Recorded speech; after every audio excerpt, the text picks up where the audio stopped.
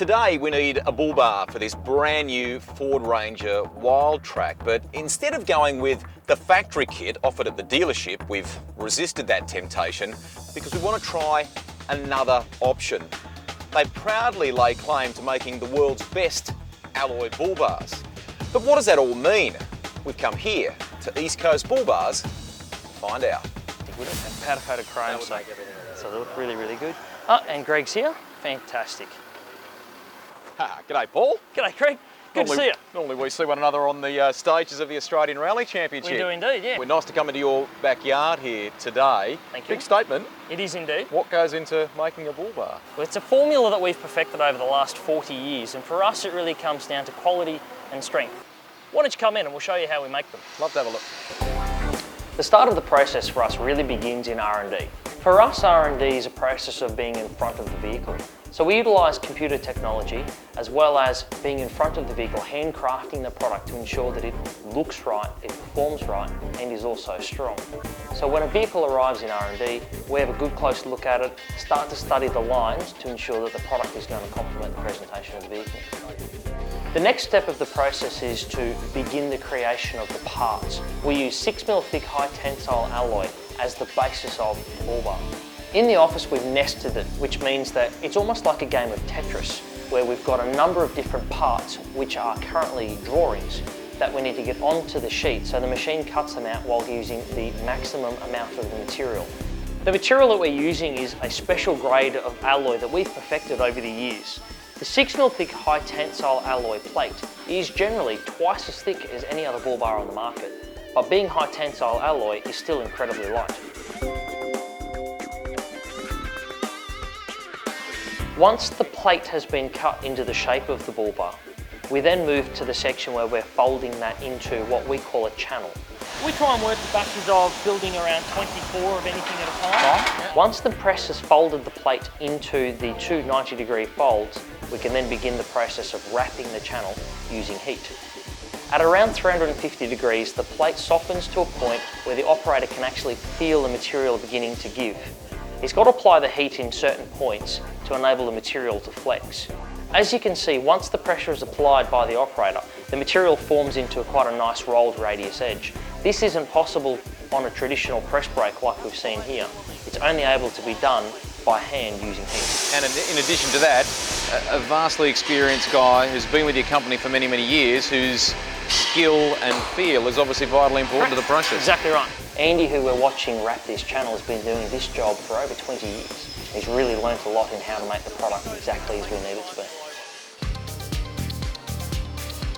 So at the same time as the channel is being folded, the tube is being precision bent using our mandrel bender.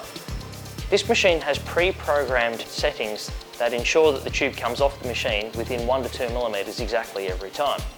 The mandrel bending process ensures that the wall thickness through the bend is maintained, so you don't get the crushed look through the bend. So this is important to us because the tube not only looks good, but also maintains its even wall thickness, which is really important for strength.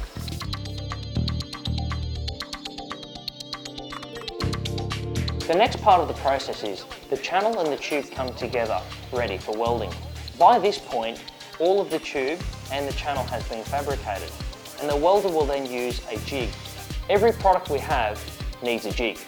Jigs are very important because they allow us to mass produce something to within exacting tolerances. We go to the extent of using a pure welding wire, which enables us to have higher penetration of weld with less impurities and less imperfections in the weld, which enables maximum strength. Once the product has been welded, it can go one of two ways.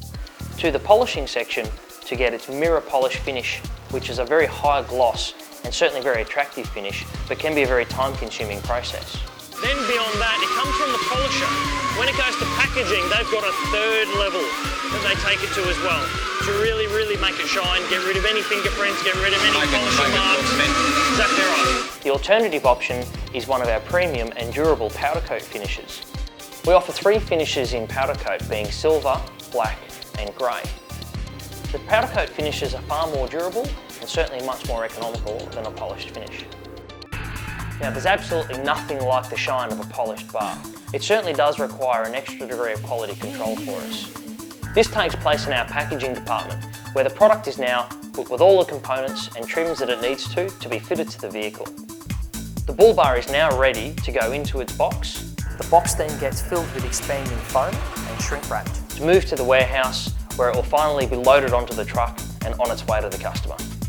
In this case, the Ranger bull bar won't be going into a box, we're taking it straight down to get fitted onto the car. So just onto the outside of the mount. We've been making bull bars for over 40 years, and we've really perfected a recipe using high quality materials and high quality design. And the best part is they're all manufactured right here in Australia. But something that's really important to us is to continue to evolve and adapt as vehicles have. So moving with technology, using quick click harnesses, ensuring that the vehicles have got sufficient cooling for the modern engine is really, really important to the customer to ensure that the product is going to perform when they need it to. And did I mention that we've got the world's largest range of alloy bull bars? This has been a really interesting exercise. A lot more goes into the making of a bull bar than I ever realised. Built with a blend of craftsmanship and cutting-edge technology, the end result is a quality Australian-made product that is a little bit like the Sydney Harbour Bridge, engineered to last a lifetime. So the next time you're at the dealership and you're about to buy a new car, or perhaps if you're shopping for aftermarket accessories, don't just tick the box. Stop and consider ECB.